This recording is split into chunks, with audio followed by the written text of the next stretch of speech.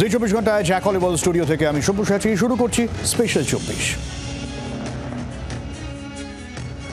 আলাস্কায় Trump Putin বৈঠকের web সিরিজের পরের সিজন হোয়াইট হাউসে আর একটা হাই প্রোফাইল বৈঠক। তাবড় ইউরোপের নেতারা ট্রাম্প সঙ্গে ইউক্রেনের প্রেসিডেন্ট জেলেনস্কি।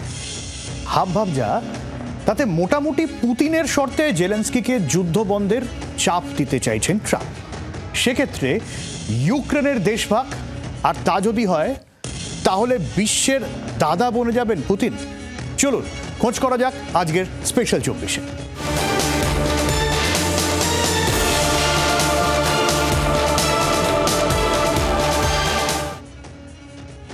বিশাল হাই প্রোফাইল বৈঠক হতে চলেছে আজ হোয়াইট হাউসে। আমাদের এখানে তখন রাতই 9:30 হবে। ইউরোপের তাবড় নেতারা জেলেনস্কি, ট্রাম্প, এমন হাই প্রোফাইল বৈঠক হোয়াইট হাউসে খুব কমই হয়েছে। যুদ্ধ শুরু করেছিল রাশিয়া, এখন রাশিয়ার শর্ত মানতে ট্রাম্প চাপ দিচ্ছেন জেলেনস্কিকে। মানবেন তিনি? পুতিনের শর্ত মানেন? যদি মানা হয় তাহলে ইউরোপের দুর্বলতাও কি আরো প্রকট হবে না? যদি রাশিয়ার শর্তে যুদ্ধ থামে তাহলে পুতিনই তো বিশ্বের দাদা বনে যাবেন।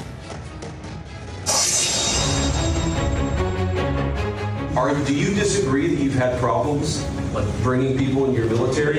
And do you think that it's respectful to come to the Oval Office of the United States of America and attack the administration that is trying to prevent the destruction of your country?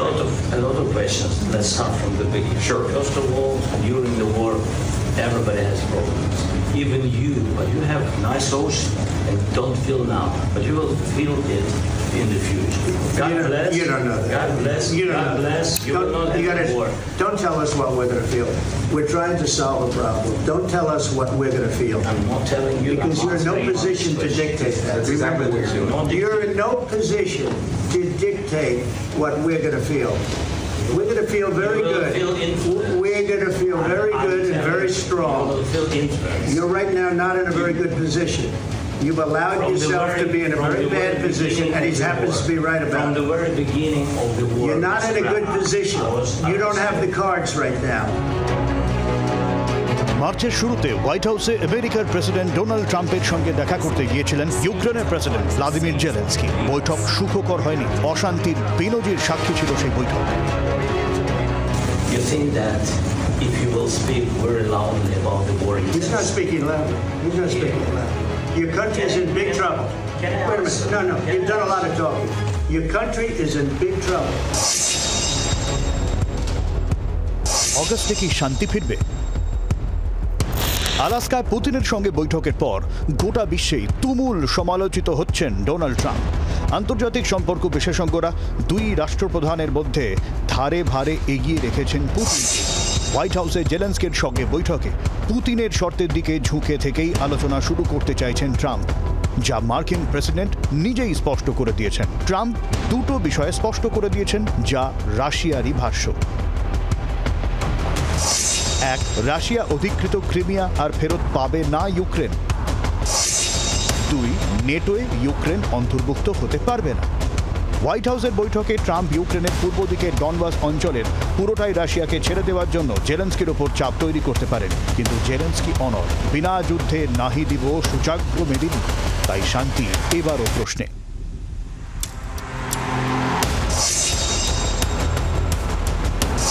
তবে এবার একা জেলেনস্কির ওপর চোটপাট করার জায়গায় Trump নেই, কারণ Europe এবার সরাসরি ময়দানে। হোয়াইট হাউসে তাই চাঁদের হাট। বৈঠকে ডোনাল্ড ট্রাম্প এবং ইউক্রেনের প্রেসিডেন্ট ভ্লাদিমির জেলেনস্কি ছাড়াও উপস্থিত থাকবেন ইউরোপিয়ান কমিশনের president Ursula von der Leyen, ফ্রান্সের প্রেসিডেন্ট ইমানুয়েল ম্যাক্রো, জার্মানির চ্যান্সেলর ফ্রেডরিক মার্চ, থাকবেন ব্রিটিশ প্রধানমন্ত্রী কিয়ার স্টারমার, ইতালির প্রধানমন্ত্রী জর্জিয়া মেলোনিও থাকবেন ফিনল্যান্ডের প্রেসিডেন্ট আলেকজান্ডার স্টাব, নেটোর সেক্রেটারি জেনারেল মার্ক রুটো থাকবেন।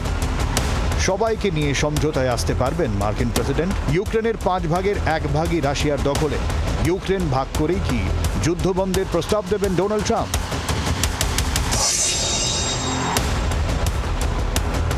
আলাস্কার বৈঠক শেষে ডোনাল্ড ট্রাম্পের চোখ মুখ বলে দিয়েছিল পুতিনকে সুবিধা করতে পারেননি তিনি। এবার হোয়াইট হাউসের বৈঠকে ট্রাম্প যদি পুতিনের হয়ে কথা বলেন তাহলে পুতিনের বলবলাই আরও জোরদার হবে। পুতিনের শর্তে শান্তি চুক্তি হলে বিশ্বের দাদা হিসেবে গণ্য হতে পারেন পুতিন। ট্রাম্প যদিও শান্তির নোবেলের দাবি করতেই পারেন। ইউরোপ দুর্বল হবে আরও, আর চুক্তি না হলে অনন্ত যুদ্ধ। সেক্ষেত্রে রাশিয়া আরও হামলা জোরদার করবে। পাল্টা একযোগে রাশিয়ার বিরুদ্ধে মাঠে নামবে নেটো, পাশে থাকবে আমেরিকা। হোয়াইট হাউস চত্বরে গরম বাড়ছে, নজর রাখছে মস্কো। ব্যুরো রিপোর্ট, জি24 ঘন্টা। দেখুন, ক্রিমিয়া ইউক্রেনের রাশিয়া আগেই দখল করে নিয়েছিল এবং ক্রিমিয়া রাশিয়া কিন্তু কোনো মতেই ছাড়বে না। কিন্তু কেন ইউক্রেনের ক্রিমিয়া রাশিয়ার কাছে এত গুরুত্বপূর্ণ সেটা একটু বুঝিয়ে দিই। ক্রিমিয়া আসলে এই সি রুটের খুব গুরুত্বপূর্ণ একটা বন্দর। আজভ সি বা আজভ সাগর আর কৃষ্ণ সাগরের একটা যোগাযোগের বড় মাধ্যম এই ক্রিমিয়া। ক্রিমিয়ার সব থেকে বড় শহর সেভাস্তোপল, তিন দিকেই কৃষ্ণ সাগর, মানে সেভাস্তোপলটা পুরো কৃষ্ণ সাগরের মধ্যেই এমনটা বলা চলে।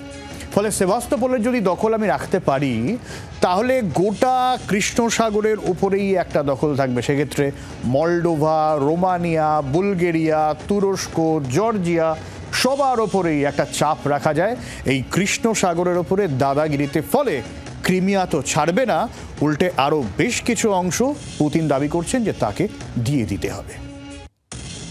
আর ঠিক এই জায়গায় দাঁড়িয়ে ইউক্রেন দেশ ভাগে রাজি হবে কিনা এটাই এখন বড়সড় প্রশ্ন। আর রাজি যদি না হয় তাহলে যুদ্ধ চালানোর মতন ক্ষমতা জেলেনস্কির কতদিন থাকবে সেটাও তো প্রশ্ন। কে জেলেনস্কির পাশে দাঁড়াবেন সেটাও প্রশ্ন। ইউক্রেন নিরাপত্তা চায় বরাবর, জন্মলগ্ন থেকে। সোভিয়েত ইউনিয়নের অন্যতম সমৃদ্ধশালী একটা অঞ্চল ছিল ইউক্রেন।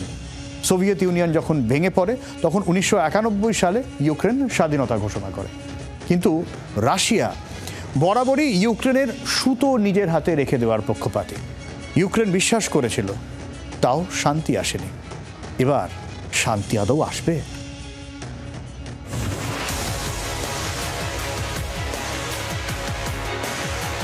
নেটোর অন্তর্ভুক্তি নিয়ে নতুন করে রাশিয়ার সঙ্গে ইউক্রেনের এই যুদ্ধ। ইউক্রেন নেটোয় ঢুকতে চেয়েছিল, তার কারণ নিরাপত্তা, রাশিয়ার আগ্রাসনের হাত থেকে রক্ষা। নেটোর 5 নম্বর ধারা অনুযায়ী সুরক্ষা চেয়েছিল ইউক্রেন। হোয়াইট হাউসের দাবি, ইউক্রেন নেটো অন্তর্ভুক্ত নাই হতে পারে, কিন্তু 5 নম্বর ধারার মতো নিরাপত্তার বিষয়টা পুতিন মেনে নিয়েছেন। আর্টিকেল 5 বা 5 নম্বর ধারা। নেটোর আর্টিকেল 5 বলে, নেটোর কোনো সদস্য রাষ্ট্রের ওপর যদি অন্য কেউ আক্রমণ করে তবে জোটের বাকি 32 সদস্য সেটাকে নিজেদের ওপর আক্রমণ হিসেবে দেখবে, মোকাবিলার জন্য প্রয়োজনীয় পদক্ষেপ করবে। ইউক্রেন নেটোর সদস্য না হলেও এই ধরনের নিরাপত্তার নিশ্চয়তা যদি পায় তবে জেলেনস্কি সংঘর্ষ বিরতি মেনে নিতে পারেন। সেক্ষেত্রে এরপর ইউক্রেনের ওপর আর কোনো আক্রমণ হলে আমেরিকা সহ নেটোর 32 সদস্য দেশই সর্বশক্তি দিয়ে তার মোকাবিলা করতে পারবে।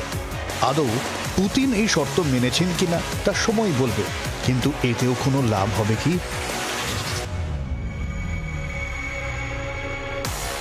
তখন 1994, সেই সময় বিশ্বের তৃতীয় পরমাণু শক্তিধর দেশ ছিল ইউক্রেন।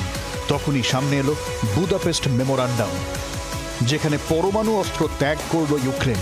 কিন্তু কেন? স্বাধীনতা লাভের পর চরম আর্থিক সংকটের মধ্যে পড়েছিল ইউক্রেন। রাশিয়ার ওপর শক্তিক্ষেত্রে অনেকটাই নির্ভরশীল ছিল তারা। পরমাণু কেন্দ্রগুলো চালাতে রীতিমতো হিমশিম খেতে হচ্ছিল ইউক্রেনকে।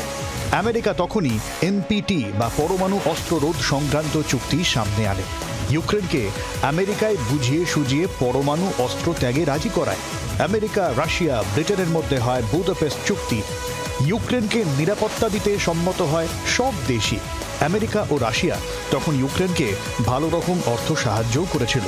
96 সালে ইউক্রেন তার পরমাণু অস্ত্র রাশিয়াকে দিয়ে দেয়। অর্থাৎ সবাই মিলে ইউক্রেনের পরমাণু শক্তির কোমর ভেঙে দেয়। আর এখন সেই আমেরিকাই আবারও ইউক্রেনকে দেশভাগে বাধ্য করাচ্ছে।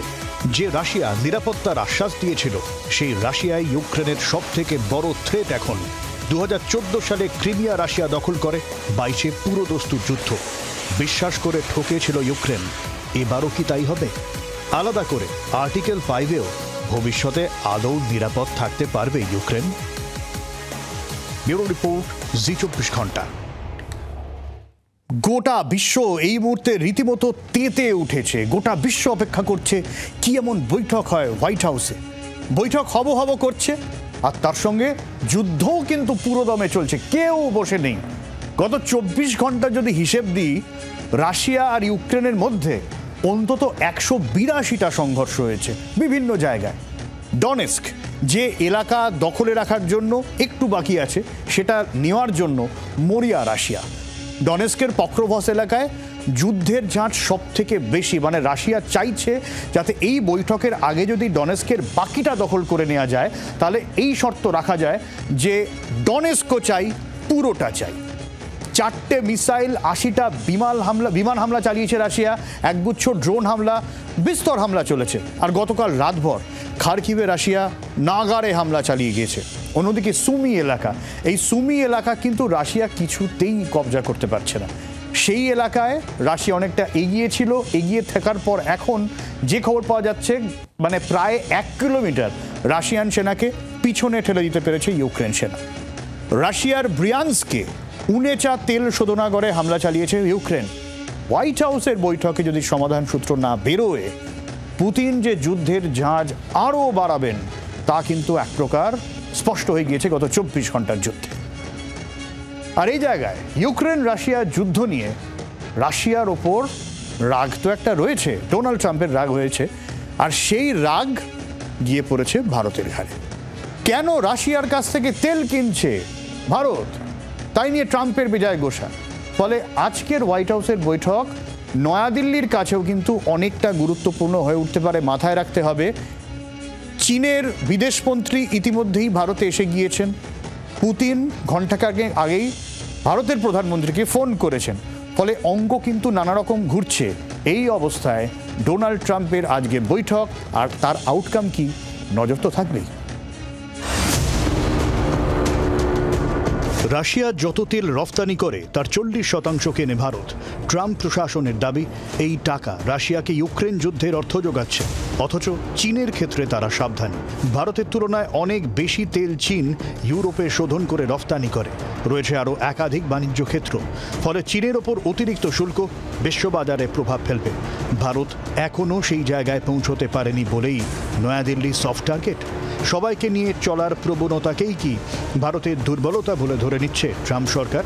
দিল্লিতে ভারত সরকারের প্রতিনিধিদের সঙ্গে মার্কিন প্রতিনিধি দলের বৈঠকে বসার কথা ছিল আগামী 25 থেকে 29 অগস্টের মধ্যে। ট্রাম্প জেলেনস্কি পুতিনের ত্রিপাক্ষিক সাক্ষাতের আবহে সেই বৈঠক স্থগিত। ফলে 27 অগস্ট থেকে 50% শুল্ক কার্যকর হওয়া এখনও অসম্ভব কিছু নয়।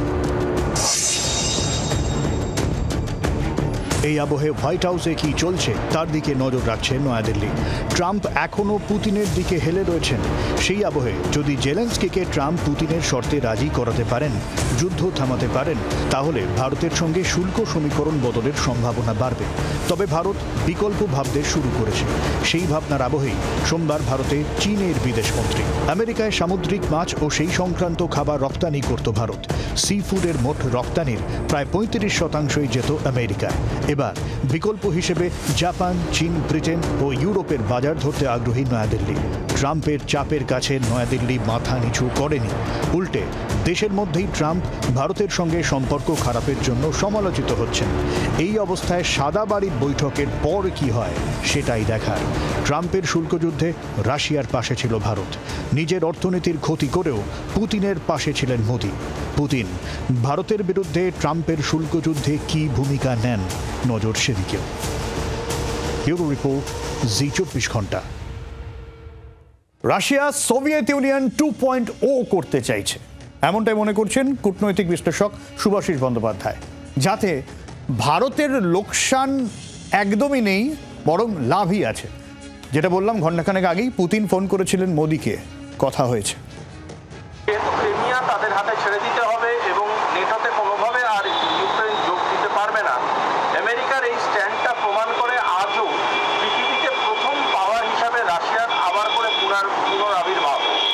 এবং এটা ভারতের কাছে কোনোভাবেই কোনো লোকসানের গল্প নয়, এটা ভারতের কাছে লাভদায়ক। কারণ ভারত যে স্ট্যান্ডটা নিতে চেয়েছিল সেই স্ট্যান্ডটা কিছুটা হলেও প্রো রাশিয়া, এবং সেই প্রো রাশিয়া স্ট্যান্ডটা তাদের বেনিফিটেই যাবে। এবং আমেরিকা যেই জিনিসটা বোঝাবার চেষ্টা করছিল বারংবার, যে তাদের কথা কথা না শুনলে বিশ্ব রাজনীতিতে খুব একটা রেলেভেন্স পাওয়া যাবে না। দুঃখের বিষয় আজকের দিন আমেরিকাই নিজের রেলেভেন্স হারিয়ে ফেলছে। সুতরাং বলতে পারেন সোভিয়েত 2.0 করার প্রথম আবির্ভাব শুরু হয়ে গেল, এবং এই আবির্ভাবে ভারতবর্ষ যেহেতু রাশিয়া এবং সোভিয়েতের সাথে ভালো সম্পর্ক রাখে, সেই জন্যে তাদের ফিউচারটাও যথেষ্ট বেটার দিকে যেতে চলেছে, এটা আমার ধারণা। ভারতের বিরুদ্ধে শুল্ক যুদ্ধ ট্রাম্প শুরু করতেই পারে, কিন্তু তাতে পরিস্থিতি আরও ঘোরালো হবে। তার আগে ইউক্রেন যুদ্ধের কি হয় সেটা অবশ্যই দেখতে হবে। বেলারুসের প্রেসিডেন্ট আলেকজান্ডার লুকাশেঙ্কো হুমকি দিয়ে রেখেছেন, ইউক্রেন যদি যুদ্ধবিরতিতে না রাজি হয় তাহলে রাশিয়ার পাশাপাশি তারাও ইউক্রেনের বিরুদ্ধে যুদ্ধে নামবে। ইউরোপের বাকি দেশ হাত গুটিয়ে বসে থাকবে। আলাস্কার মতো আজকের বৈঠকের দিকেও তাই গোটা বিশ্বে নজর রয়েছে নয়াদিল্লির।